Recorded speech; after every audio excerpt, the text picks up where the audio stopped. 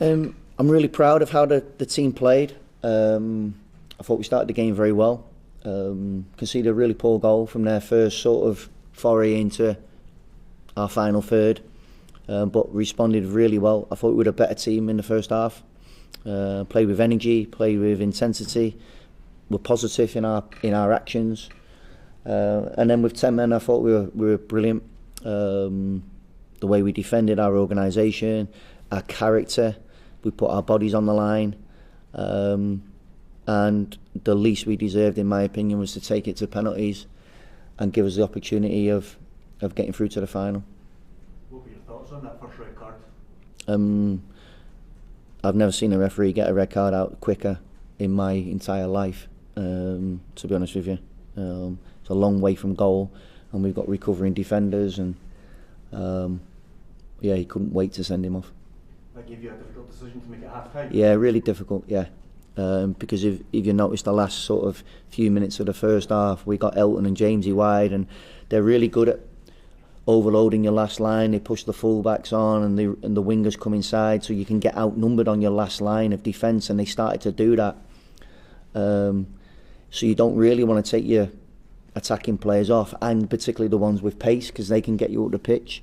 But we felt if we carried on 4-4-1, they'd give us real problems and sink us right back, and I've seen them do it to teams this season. So we thought the best chance of us staying in the game was to go 5-3-1, and we did that. We did it brilliantly well. We defended, they had a header just after half time. It went wide, I think.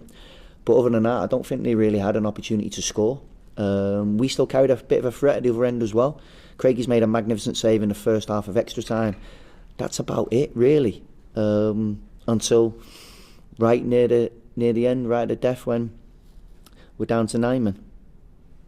Did you speak to the referee about the first red card? I tried to.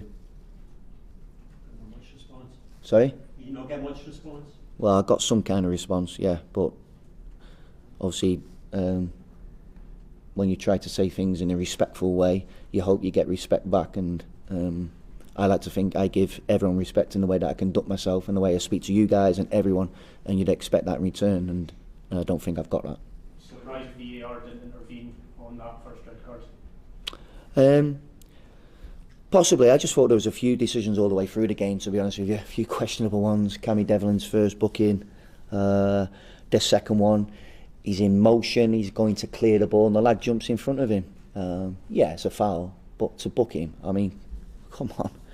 Oh, wow. Wow, it's incredible, absolutely incredible. I'm gutted for the players and the supporters. They do a magnificent, absolutely fantastic, and the players give a proper Hearts performance, and I say the least we deserved was to take it to penalties, to have the opportunity to go through. And look, and Aberdeen might still have won, but at least we would have had that opportunity, which I think the performance deserved. Is there frustration in that dressing room right now, or is it actually anger towards the officials? Both, in truth, both.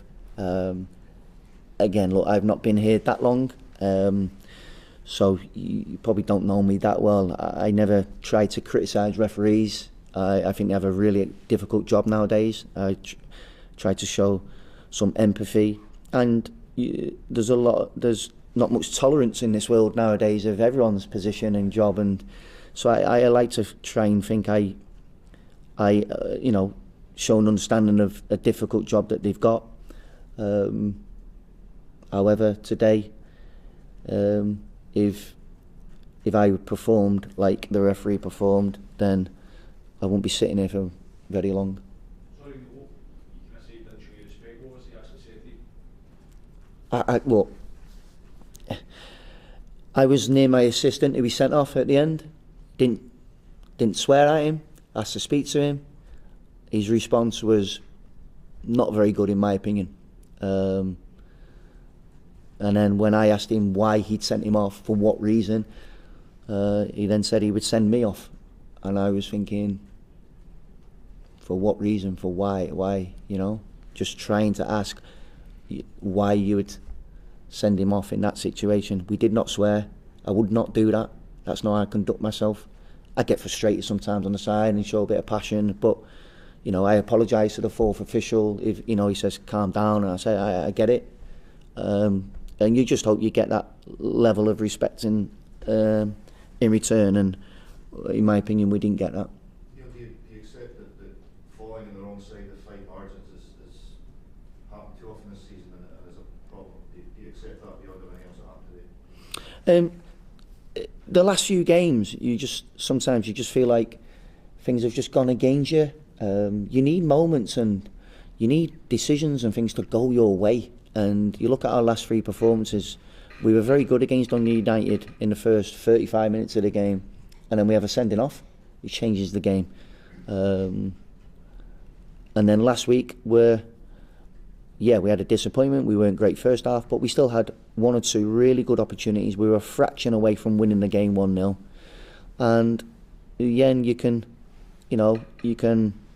lose what it is you're trying to do and lose some direction and focus, and I've got to try and always bring a balanced perspective to that, even though it's very difficult. And it's not the season we'd want, of course not.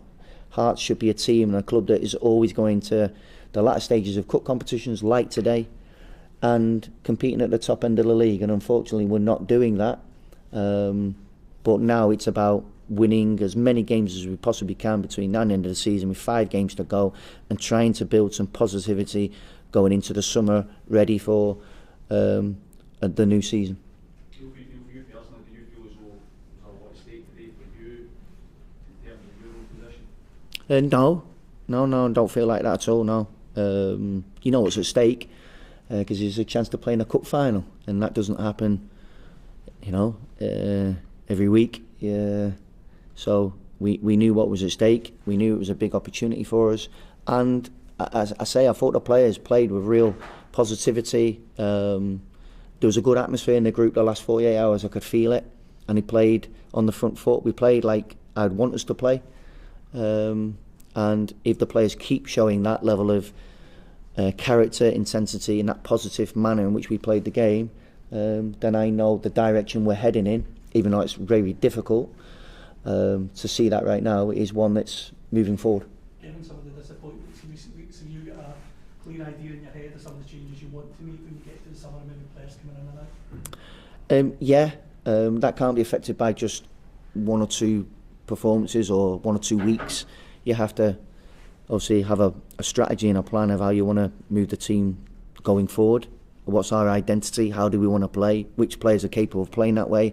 If not, how do we fill in the gaps? And some players are obviously naturally out of contract, and the team and squad evolved in January, and it'll evolve again in the summer. And I think Aberdeen, the opponent, if you look last season, I think they finished in the bottom 6. They had a struggle, and this season they started unbelievably well, then had a real tough spell, and then they've come through that. And that's what can happen during a football season. So we're not having the season we want, and we have to now think about what is it that we want to do and how we're going to do it, ready to best move the club forward to have a better season next season. From your perspective, will you be more confident once you've had a pre-season with the players as well?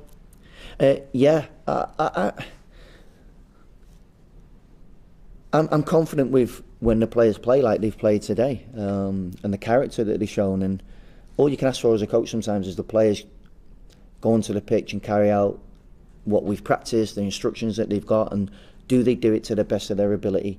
And in my opinion, they did for the whole game. Now, there's going to be always moments within game that we could have done this, he should have done that, but generally across the whole 120 minutes, I thought there's more than enough signs from all of the players that next season, given a pre-season and a bit more time together, we can progress.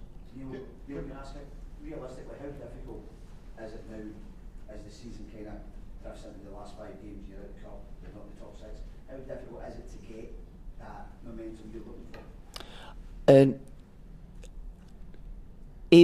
If I wasn't in the dressing room right at the end and I looked around and we didn't have some of the characters and the faces we've got in there, then I'd be concerned. But I'm not concerned at all with the players and what we've, the people we've got in the dressing room. And it's my job to lead the group. It's my job to make sure that doesn't happen, along with the staff and for the supporters.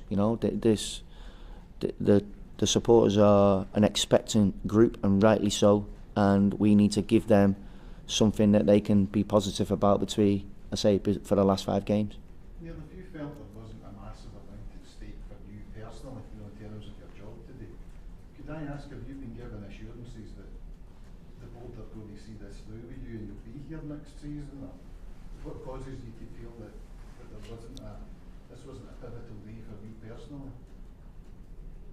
Oh no, it's the next game. It's a pivotal game because it's a semi-final. But I honestly don't feel as though you're asking me about my position, or if you look at when I took over and we had 2 points after 11 games. We've gathered a lot of points. If you did points per game, in my tenure, we'd be in the top 6 comfortably. And when we've got to a semi-final cup competition, and we've gone right to the wire today with 10 men for a long period, we could have been in the cup final. That's the margins that we're speaking about. It's very, very fine. So I think there's more than enough positive signs, and we have a plan and a strategy of how we want to move forward, and that you can't deviate off one performance or one result. So we have to keep going. Neil, was Lawrence Shankland coming off? Was that just cramp? Or was it Yeah, more severe? no, just cramp. Yeah. How was Cammy? He sort of looked pretty despondent when he went off, held his hand up apologetically, and obviously just before the goal, how was he feeling? Yeah, Cam's gutted because he's a player that wears his heart on his sleeve. He gives you everything. He couldn't have given any more. The amount of ground he covers and the interceptions and the tackles, I think he's been brilliant today. But that was back to the Cammy before his concussion, in my opinion. I thought he was magnificent, and he's gutted for the lads. He's gutted for the group, because when you come off, you have that feeling as though you're leaving them to it. But he doesn't need to feel like that, because we're in that position because of him and the way that the players played.